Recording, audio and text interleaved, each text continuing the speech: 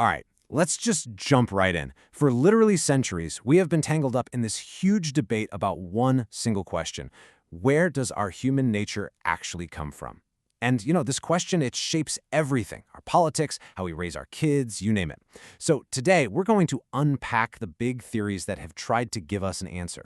So, what are we at our core? Are we born good and then the world kind of messes us up? Or do we show up with some darker instincts that we have to learn to keep in check? Or maybe, just maybe, we start out as a completely blank canvas, and our whole story is written by our experiences. To really get the debate that's happening now, you first have to understand the three huge ideas that have pretty much dominated Western thought on this. Think of them as the foundation for everything that's come since. So here they are, the big three. First, you've got the blank slate, the idea that we start with nothing pre-programmed. Then there's the noble savage, which says our natural state is all peace and love. And finally, the ghost in the machine. This idea that your mind, yourself, is totally separate from all the biological stuff happening in your brain. For a very long time, these were kind of the default settings.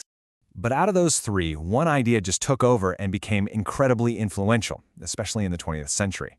So let's zoom in on that one, the theory of the blank slate. The main idea here is super simple. Nurture is everything. It basically says our brains are like brand new hard drives right out of the box, totally unformatted. There's no preloaded software. And what that means is that if you create the right environment with the right experiences, well, anyone can become anything. And you can totally see why this was so popular, right? I mean, if there's no fixed human nature, then problems like violence and prejudice aren't inevitable parts of who we are. Nope, they're just bugs in our society's software. And bugs can be fixed. This really hopeful vision made the blank slate a moral and political force to be reckoned with. But then, starting in the later part of the 20th century, a huge revolution in biology and psychology started bubbling up, and it began to push back hard against this dominant view, offering a completely different way to think about the mind. And here is the total opposite of the blank slate. Evolutionary psychology, or EP, basically says, hold on a second. Our minds are not general-purpose computers. They're more like highly specialized organs, packed with these mental tools that were designed over millions of years to solve the real-world problems our ancestors faced day in and day out. This slide just lays it all out perfectly. The blank slate view sees the mind as one big, flexible tool, that empty hard drive that culture gets to write all the code for. The evolved mind, on the other hand, sees it more like a Swiss Army knife.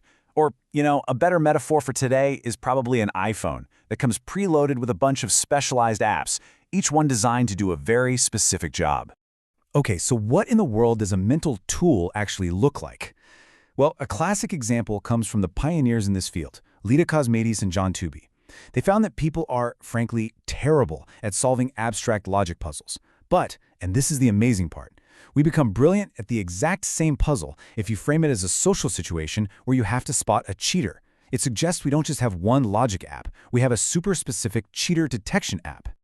Now, as you can probably guess, this idea that our minds are not blank slates was and still is extremely controversial.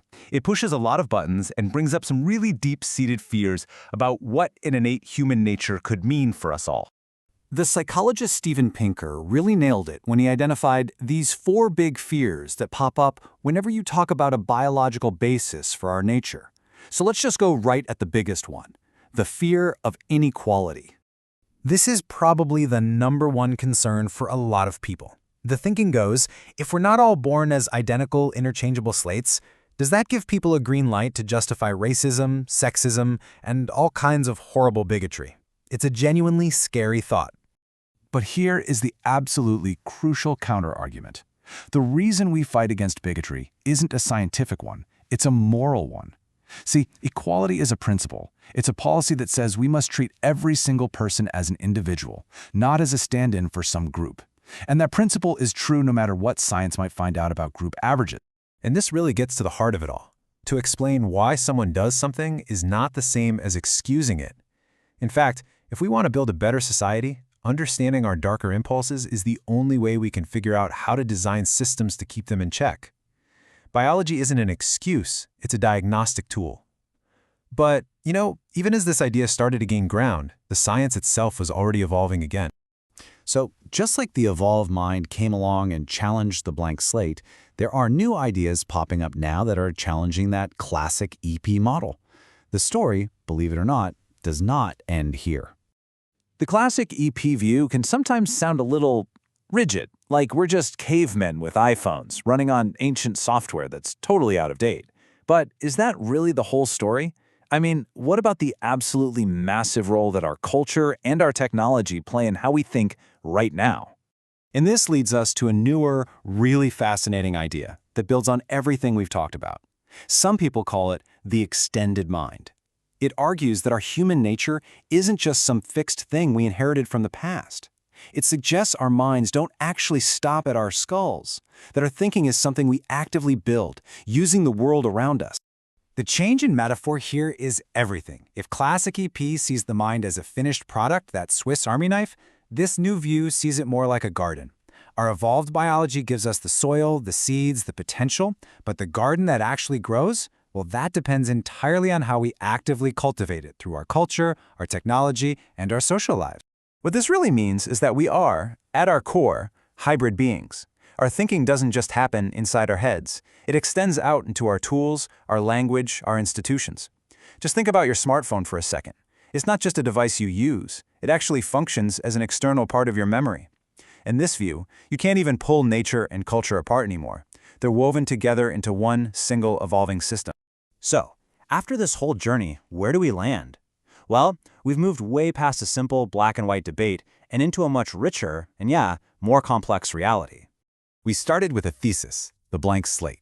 Then came the antithesis that challenged it, the evolved mind.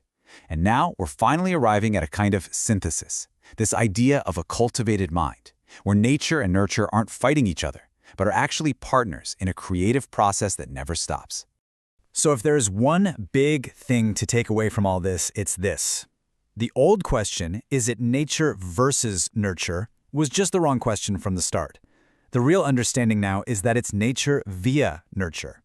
Our genes express themselves through our culture, and our culture cultivates and shapes our nature. They're totally inseparable.